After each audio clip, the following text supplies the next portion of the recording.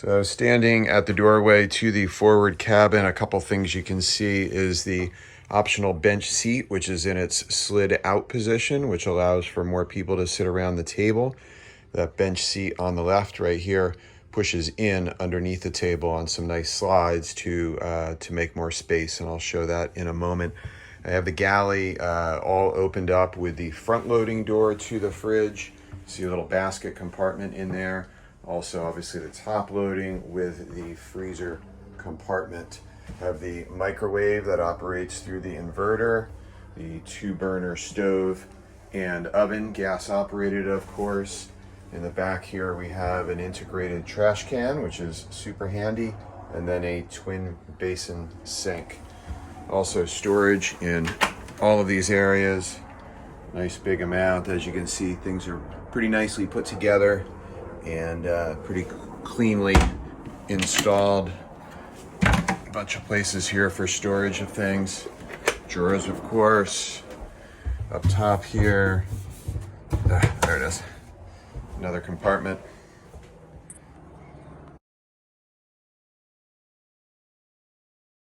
I wanted to show the storage under the floorboards.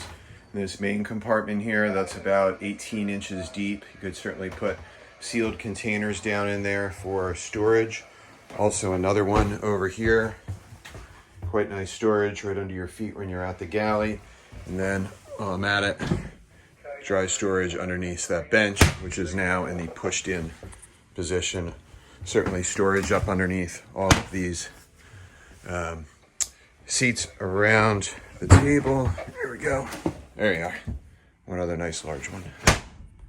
The port side aft cabin has its own top sides window, has its own storage cabinet, has an opening port right here, as well as a small one up overhead.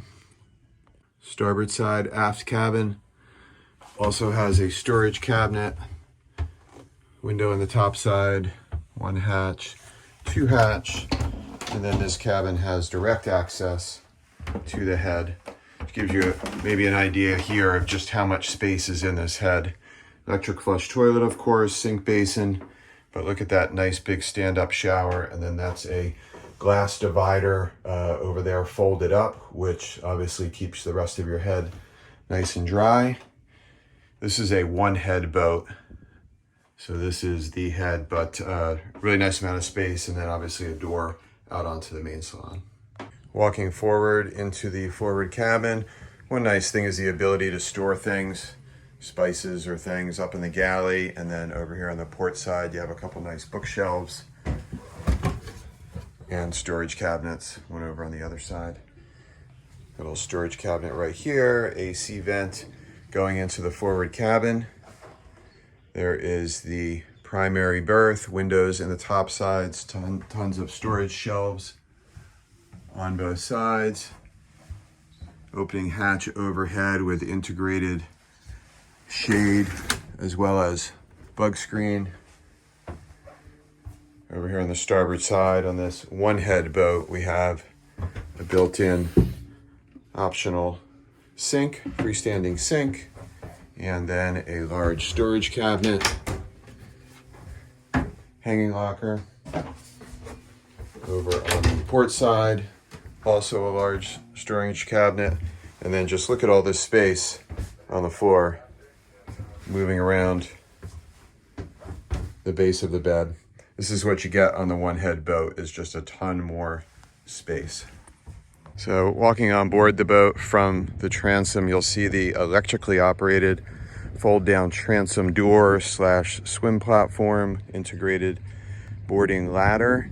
Twin wheels allow you to walk right through, nice couple steps to walk up. I have the table folded out right now. We have over 6-foot benches on either side, so you could easily fit a total of 6 people at this table. It's an integrated life raft storage compartment. In the back, put your life raft right in there. We'll go over the electronics in a moment. There's a little ice box in the front. Right there.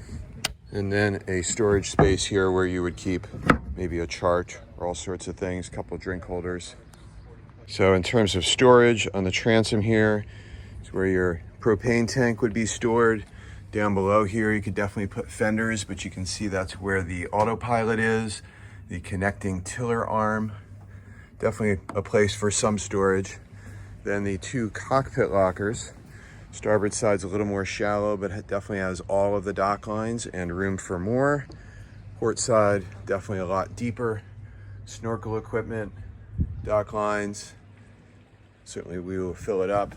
These are the buttons right here for the swim platform, up and down, as well as a couple of lights. You'll see a speaker, which are all over the cockpit and down below.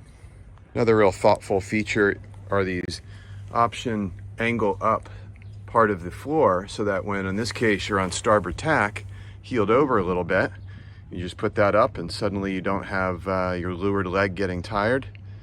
Evens out the weight distribution, kind of a race boat feature, and really nice to see that they've actuated that here on the Oceanis line. So the way these boats are set up is to do all of your maneuvering from over here at the starboard helm. Obviously that's where your throttle is. It's also where your bow thruster control is, which on these boats is a retractable.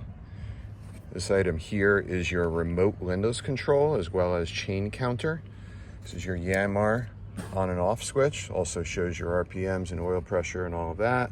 Then you have your primary B&G display, which can be set up, obviously all sorts of different ways to control all your nav, radar on most of our boats, overlay, sound system, pretty much everything can be controlled here.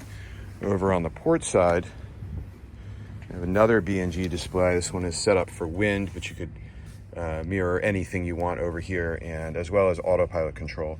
But over here on the port side, we have the primary autopilot control, which just is a little bit more intuitive. It's the one that I generally use, and that completes the electronics. The B&G system also can wirelessly match up to an iPad or similar device, and then you can have a larger display. People might put a mount right here for an iPad, or a suction cup mount maybe in the middle. Allows you to do all your setup and your routing and so forth at home, and then bring it down to the boat and have it integrate right on in. Moving forward to the front of the cockpit, the port side winch is electric, and that allows you to do your mainsail furl, mainsail outhaul, all with that electric winch, which is super handy. It's a 2-speed. Main sheet is on a bridle on this boat that allows for the Dodger to be further forward, allows for the cockpit to be a little bit larger. All of our boats will have the upwind pack optioned, which gives you standard Genoa sheet tracks and a larger sail. We generally maintain the self-tacking jib sheet feature, just in case people want to use that as well for super easy sailing.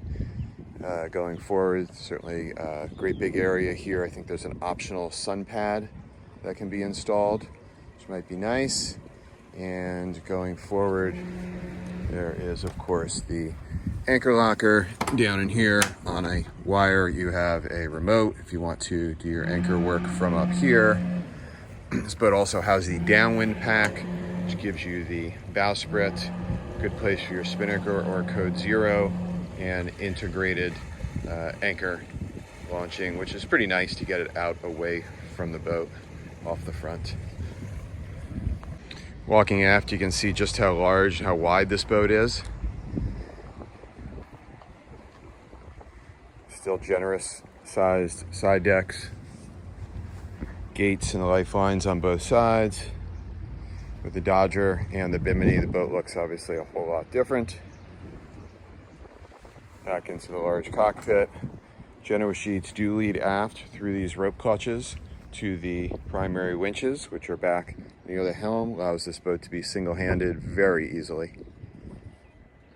So looking up at the mast, it's obviously an in-mast furling mast, double spreader, and you can see that this boat has radar, which most of our boats do, as well as the B&G wind instruments.